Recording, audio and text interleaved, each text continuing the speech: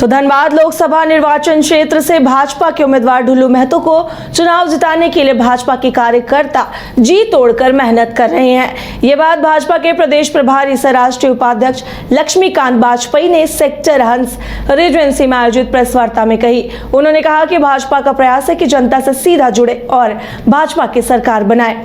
उन्होंने कहा कि भाजपा का संकल्प है कि अब की बार 400 पार। भाजपा के नरेंद्र मोदी के 10 वर्षों के कार्यों के आधार पर वोट मांग रही है और भ्रष्टाचार को भाजपा ने समाप्त किया है। उन्होंने विपक्ष पर हमला करते हुए कहा कि विपक्ष भ्रष्टाचार में लिप्त है और इसीलिए वो एक समूह बनाकर अनाप शनाप बातें कर रहे हैं। उन्होंने कहा कि भाजपा सरकार ने कोई टैक्स में बढ़ोतरी नहीं की। उन्होंने मीडिया के सवालों के जवाब देते हुए कहा कि आज पेपर लीक होने से युवकों ने अवसर खोया है, जिसका जवाब युवा वर्ग इस चुनाव में देगा।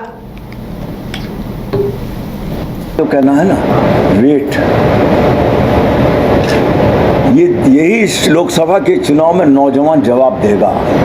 मेरा इतना कहना है कि जिन हजारों लाखों नौजवानों का इस पेपर लीक होने के कारण अवसर मारा गया और अगले अवसर आते आते वो ओवर एज हो जाएंगे, वो बदला लेंगे इस चुनाव में। देश की जनता तक पहुंचाना चाहता हूं,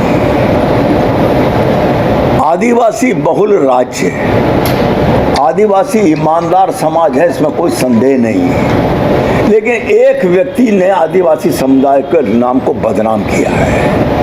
हेमंत सोरेन ने आदिवासी हूं इस आधार पर अब आदिवासी मुखौटा पहनकर बचने का प्रयास कर रहे हैं, समाज को उकसाने का प्रयास कर रहे हैं।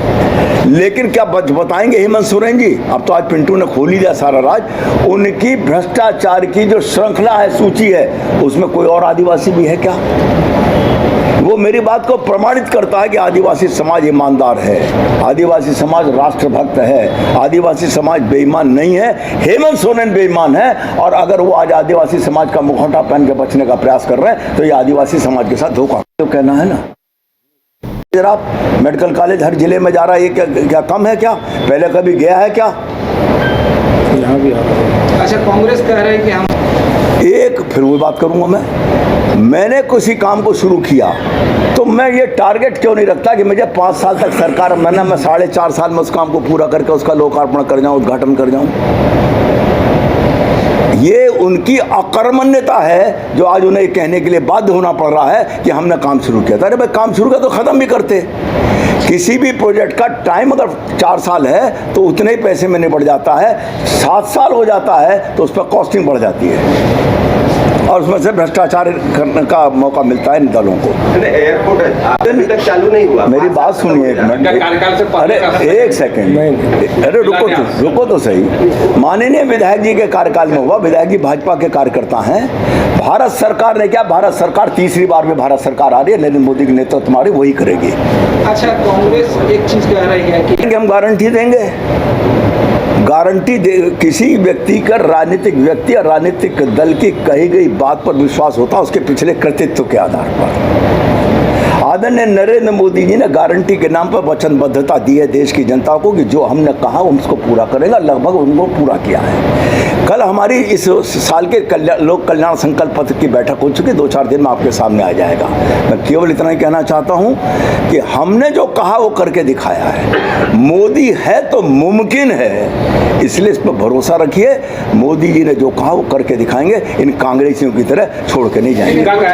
किसी प्रधानमंत्री ने पार्लियामेंट में कहा हो, जब पार्लियामेंट के अंतिम सेशन में, कि तीसरी बार मैं ही सरकार बनाने आ रहा हूँ। रोजगार मुद्दे पे भी देखिएगा, प्रधानमंत्री ने भी रिजर्व बैंक ऑफ इंडिया की बैठक में 4 दिन पहले बंबई में कहा है कि 100 दिन में चुनाव में व्यस्त हूँ, 100 दिन में तय कर लो जनता के हित में तुम्हें क्या करना है। मतगणना होने के बाद और शपथ के बाद अगले 100 दिन में झमाझम काम करने शब्द इस्तेमाल किया प्रधानमंत्री जी ने। आप देखिएगा, हमारे पूर्व के कृतित्व के आधार पर आपका विश्वास पर हम खड़े उतरेंगे। अच्छा, इंडियन क्रिकेट का चुनाव है, भारत सरकार का नेतृत्व माननीय प्रधानमंत्री नरेंद्र मोदी कर रहे हैं। उनके किए हुए काम के आधार पर मैं चुनाव लड़ रहे हैं। और एक बात और बता दूं, 9 कितने बार जजमान आ गए। नवंबर में आ रहा ना विधानसभा का चुनाव, उस वक्त हम अपने राज्य में जो कुछ किया होगा वो बताएंगे, उन सरकार की विफलता बताएंगे और अगली हम क्या करेंगे इस बात को हम जनता के बीच में बताएंगे। ठीक है साहब, धन्यवाद।